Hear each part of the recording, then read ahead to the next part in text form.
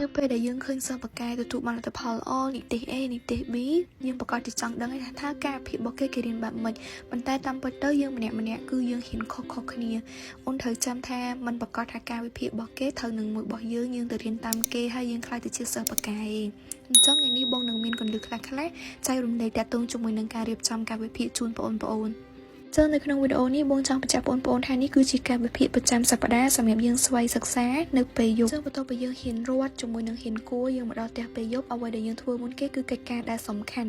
មានន័យថាកិច្ចការផ្ទះដែលលោកគ្រូអ្នកគ្រូគាត់ដាក់ឲ្យយើងធ្វើអញ្ចឹងយើងព្យាយាមធ្វើកិច្ចការនឹងឲ្យអស់ហើយចាំយើងចាប់ផ្ដើមហ៊ានខ្លួនឯងតាក់ទងជាមួយនឹងការរៀនខ្លួនឯងគឺបងប្អូនត្រូវបែងចែកជា3គឺមានមុខវិជ្ជាដែលយើងខ្សោយមុខវិជ្ជាដែលយើងចេះល្មមជាមួយនឹងមុខវិជ្ជាដែលយើងចេះអញ្ចឹងយើងកាត់បន្ថយទៅតាមនឹងមុខវិជ្ជាដែលយើងចេះយើងហ៊ានតិចជាងមុខវិជ្ជាដែលយើងខ្សោយហើយមុខវិជ្ជាដែលយើងចេះល្មមយើងហ៊ានមកល្មមចឹងទៅយើង focus ទៅលើតែអាខ្សោយនឹងឲ្យខ្លាំងជាងគេដើម្បីឲ្យ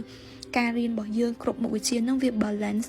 អញ្ចឹងដែលអូនឃើញនៅក្នុងវីដេអូហ្នឹងគឺបងដាក់ចាប់ពីម៉ោង7យប់រហូតដល់ម៉ោង11អញ្ចឹងត្រឹមម៉ោង11យើងចូលគេងទៅហើយបងដឹងខួរក្បាលរបស់យើងរៀនតាំងពីព្រឹកដល់យប់ហើយអញ្ចឹងយើងអាម៉ោងចុងក្រោយនេះខួរក្បាលយើងលេងទទួលហើយអញ្ចឹងបងដាក់សំណេររំលឹកជីវប្រវត្តិឬក៏អានរឿងសង្ខេបមុនយើងចូលគេងព្យាយាមអានតិចទៅមួយថ្ងៃតិចទៅរំគ្រប់មួយឆ្នាំយើងចេះបានច្រើនហើយនៅក្នុងម៉ោងរៀនហ្នឹងក៏បងបានដាក់រយៈពេលសម្រាប់2ដងដែរម្ដង5នាទីអញ្ចឹងពេលហ្នឹងយើងអាចលេងទូរស័ព្ទលំហែខួរក្បាលយើងបានព្រោះបងដឹងថាយើងមិនអាចអង្គុយរៀនរហូតទេយើងហត់មួយថ្ងៃយើងក៏ចង់បានភាពសប្បាយដែរអញ្ចឹងយើងលេងរយៈពេលប៉ុណ្្នឹងទៅគ្រប់ម៉ោងយើងចាប់ផ្ដើមមករៀនវិញតែទោះមួយការវិភាគថ្ងៃសៅរ៍និងថ្ងៃអាទិត្យគឺយើងរៀងឈៀលតិចហើយយើងរៀនតិចជាងមុនណាយើងសម្រាប់ប៉ុន្តែគ្រាន់តែថាថ្ងៃអាទិត្យគឺយើងវឹកហាត់សំណេរយើងព្យាយាមយកពេលមកអង្គុយទៅសេសំណេរមួយអាទិត្យឲ្យបាន1 2ក៏បានដែរឲ្យតែយើងទៅសេឲ្យរៀងស្ទាត់ដៃកុំឲ្យយើងទៅសេយឺតអីចឹងឯងសម្រាប់អ្នកគាត់ទៅសេយឺតបងចង់បញ្ជាក់ជូនបងប្អូនណា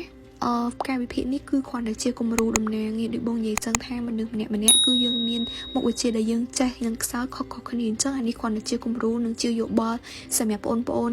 រៀនធ្វើការវិភាគសម្រាប់ខ្លួនឯងអញ្ចឹងបើសិនជាអូនមានចំណុចអីបន្ថែមមកច្បាស់ថងណាអាចសួរបងបញ្ជាក់ទៀតបានអរគុណ